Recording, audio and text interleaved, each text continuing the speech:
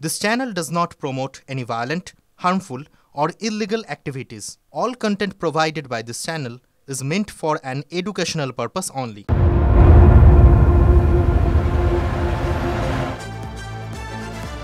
সামনেই বাঙালির শ্রেষ্ঠ উৎসব দুর্গাপুজো আসতে বাকি আর এক মাস, কিন্তু আরজি করার ঘটনায় মন ভাঙা বাঙালির উৎসবে মন আছে কি? পাড়ায় পাড়ায় প্যান্ডেলে বাঁধা শুরু হয়ে গেছে বটে, কিন্তু প্রাণের উৎসবে এবার প্রাণের স্পন্দন যেন নেই। স্পন্দন বরং অনেক বেশি পথের প্রতিবাদে।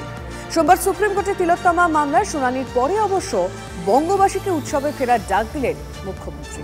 দিনে দুবার ব্যবহার করো স্টপেজ ক্রিম আর নিজেকে রাখো এভারগ্রিন। কেয়াশের আরোমা থেরাপি স্টপেজ ক্রিম, আর খুঁজে পাও নতুন আমিকে।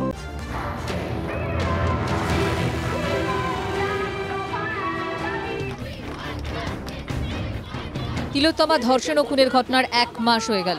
অন্যদিকে 1 মাসের মধ্যেই আসছে বাঙালির প্রাণের উৎসব, কিন্তু ঠিক এই মুহূর্তে এক অদ্ভুত টানাপোড়েনের মধ্যে দাঁড়িয়ে বাংলা ও বাঙালি। পাড়ায় পাড়ায় প্যান্ডেলের কাজ শুরু হয়েছে বটে, তবে পুজোকে ঘিরে অন্যান্য বছর এই সময় যে উন্মাদনা চোখে পড়ে, এবার তা গড়হাজি। উৎসবের কাঠামো আছে কিন্তু প্রাণ নেই। এমন অবস্থায় মুখ্যমন্ত্রী মমতা বন্দ্যোপাধ্যায় বললেন, 1 মাস তো হয়ে গেল, আজকে 9 তারিখ, 1 মাস 1 দিন, 31শে মাস গেছে।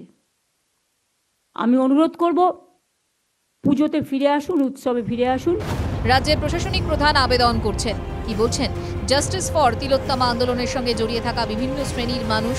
এই কলকাতাতেই একজন মেয়ে আর কোনো উৎসবেই সামিল হবে না। আজকে তিলোত্তমা কিন্তু শুধু ওই মা বাবার সন্তান নয়, আজকে কিন্তু তিলোত্তমা সবার সন্তান। উৎসব হয়তো পালন অবশ্যই করবে, কিন্তু উদযাপন বা উচ্ছ্বাস কতটা হবে আমার মনে হয় রাজ্যের মুখ্যমন্ত্রী হিসাবে সেটা বিবেচনা করা ওনার উচিত ছিল। বাংলার মানুষ এই উৎসব মন খারাপ নিয়েই পালন করবে।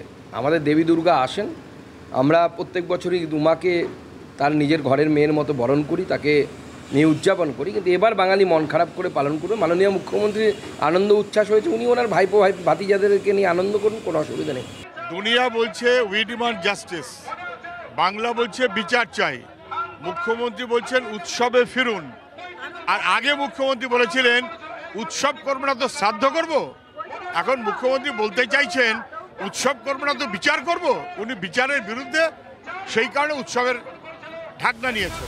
মুখ্যমন্ত্রীর মন্তব্য নিয়ে সোশ্যাল মিডিয়ায় ঝড় উঠতে শুরু করেছে। একদিকে বাঙালির প্রাণের উৎসব, অন্যদিকে তিলোত্তমার বিচারের দাবি।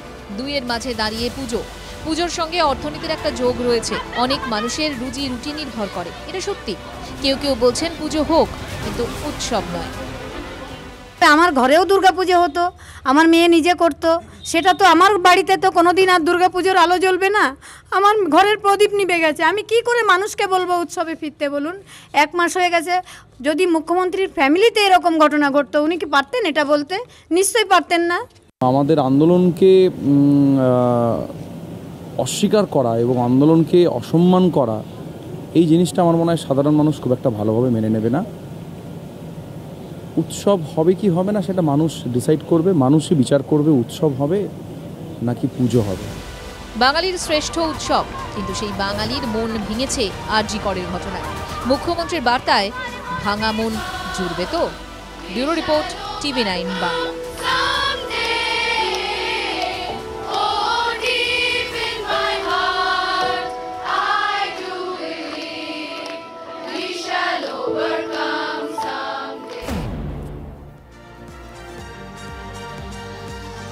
আর এই মুহূর্তে দাঁড়িয়ে আরো একটি বড় খবর, মুখ্যমন্ত্রীকে কটাক্ষ করে পোস্ট বিরোধী দলনেতার।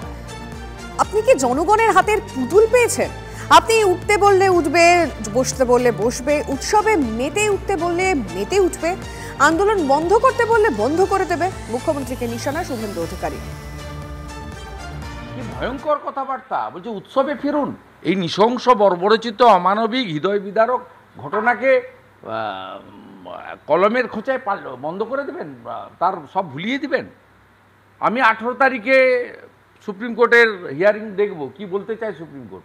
তারপরে উৎসবে অংশগ্রহণ করবে না বাংলার মানুষ, না কেবলমাত্র হিন্দু শাস্ত্র মতে পূজার মধ্যে নিজেকে সীমাবদ্ধ রাখবে, সে 18 তারিখে দেখা যাবে। পশ্চিমবাংলার মানুষ ঠিক করবে, বাঙালিরা ঠিক করবে। উনি কে বলার?